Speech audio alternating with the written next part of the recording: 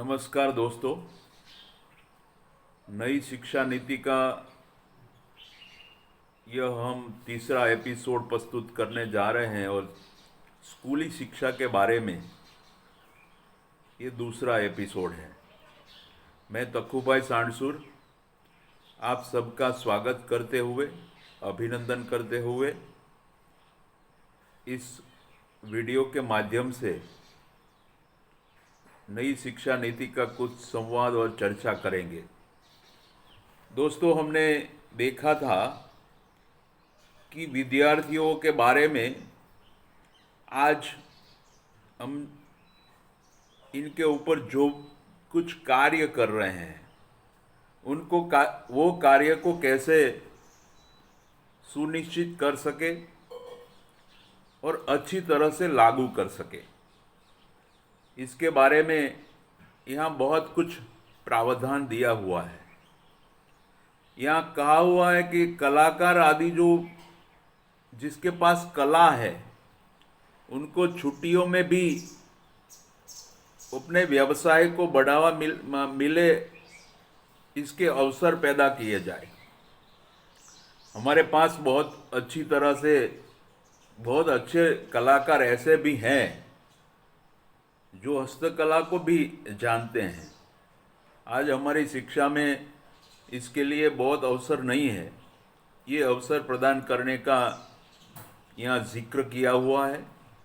पाठ्यक्रम में हमारा जो देश है, इसकी परंपराएं हैं, उनकी संस्कृति है जो पूरे विश्व में बेहतर है। आज उनका तुलनात्मक अभ्यास करने के लिए या उनकी तुलना दूसरे संस्कृति के साथ करने के लिए हमारे पास कोई शब्द नहीं है। तो इसको आधुनिक भारत और प्राचीन भारत, उनका समन्वय करके यहाँ पाठ्यक्रम रखना है।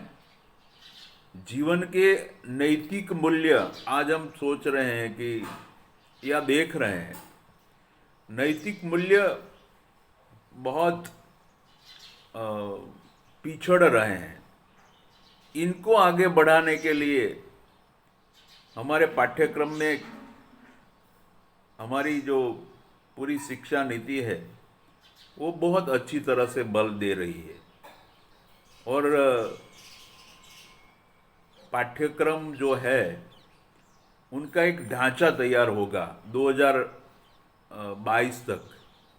इसको पाठ्यक्रम राष्ट्रीय रूपरेखा के नाम से जाना जाएगा और इसमें 5 और 10 साल के बाद ये जो पाठ्यक्रम लागू हुए हैं उनकी समीक्षा होगी, उनका आकलन होगा, उनमें क्या सुधार करने का है, क्या कुछ कमियां हैं, उनको कैसे सुधारना है, इसका भी यहाँ प्रावधान रखा हुआ है।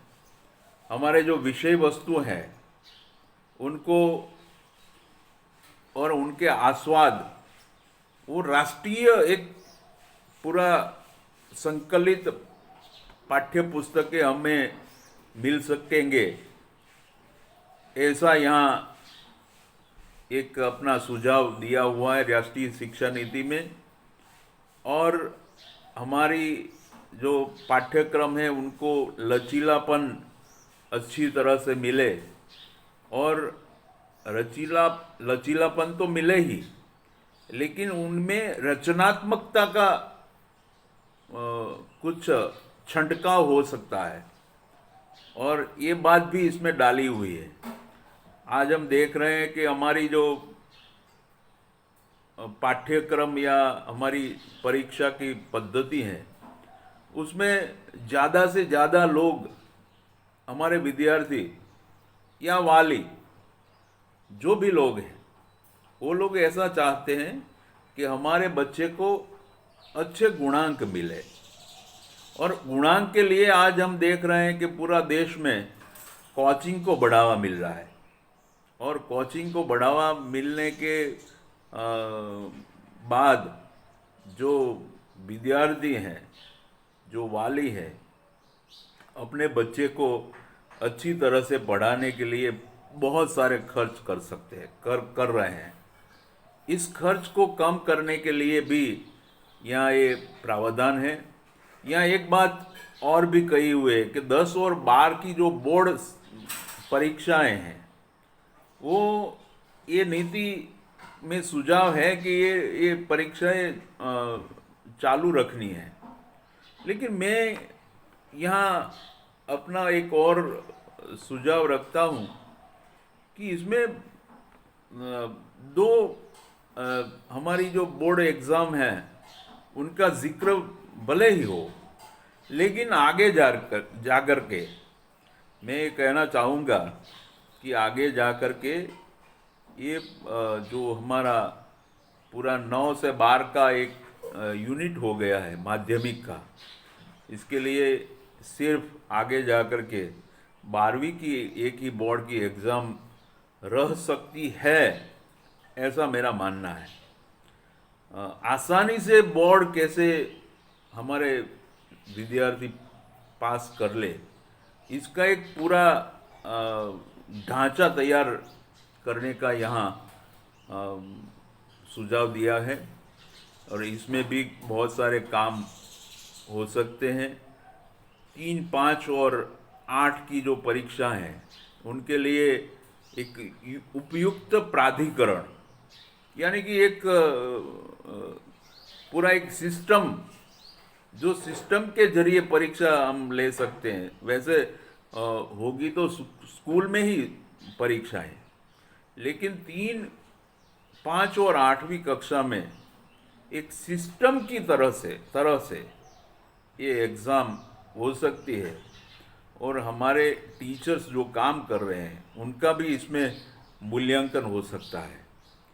आगे जाकर के यहाँ जो प्रतिभा संपन्न विद्यार्थी हैं हमारे, बहुत यहाँ भी आज भी पूरा देश में एक हम राष्ट्रीय प्रतिभा खोज जैसी परीक्षा ले रहे हैं, लेकिन उसमें संशोधन करके और अच्छी तरह से उनको अच्छी ढंग से अच्छी तरह से अच्छी पैटर्न से उनको लागू करने का प्रावधान हो सकता है।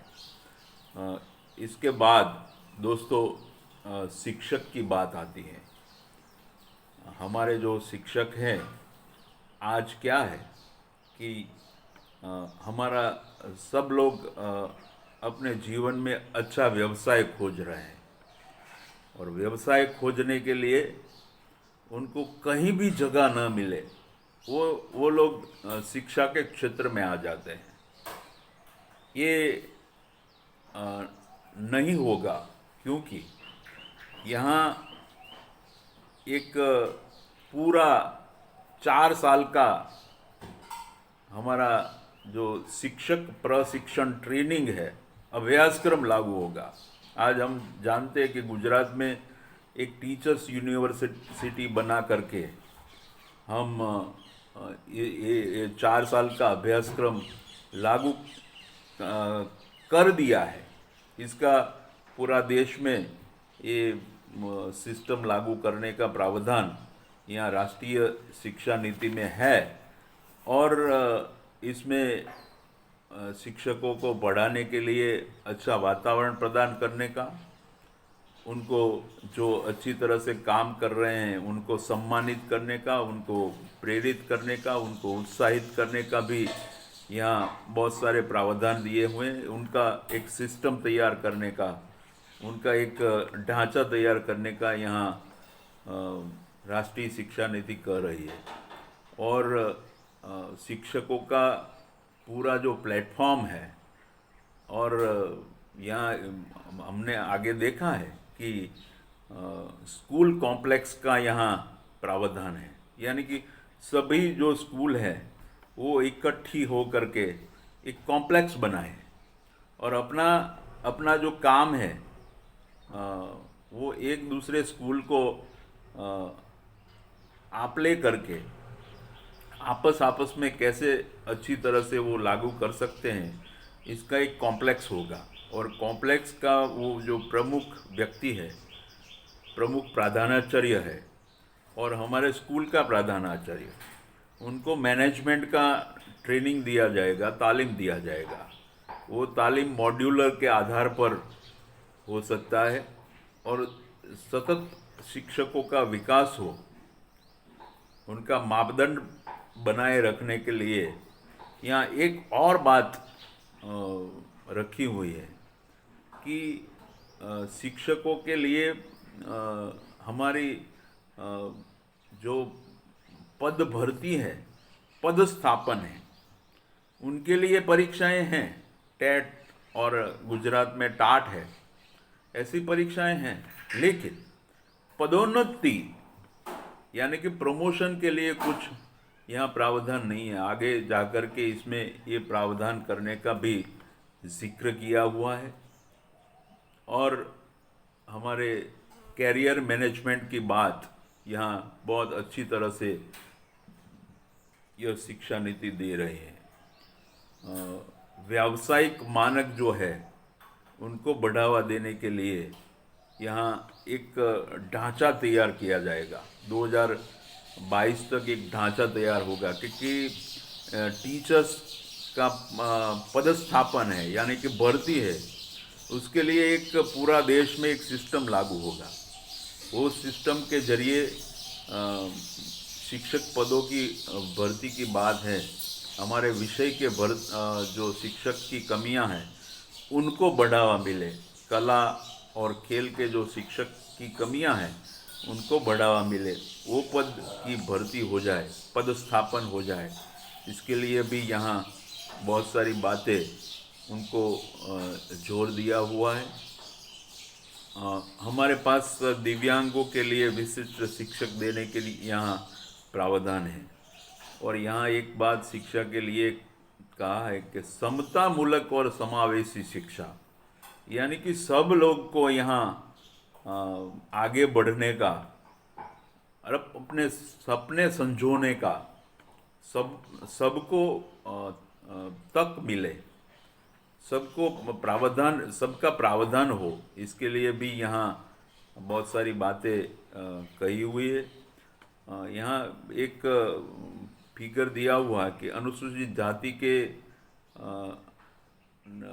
19.6 लोग हैं वो प्राथमिक में आते हैं, और फिर बाद में माध्यमिक में 17.6% ही लोग आते हैं, यानी कि 2 या उनसे कम परसेंटेज के लोग वो बीच में ही रह जाते हैं।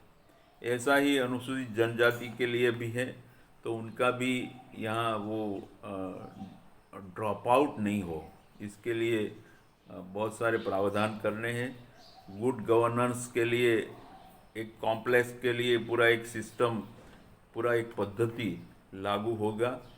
और हमारी स्कूली शिक्षा का जो फंडामेंटल आधार है और उनका वो पूरा संकलन है, वो अच्छी तरह से हम कैसे कर सकेंगे, इसके लिए पूरा प्रारूप ये नई शिक्षा नीति में दिया हुआ है।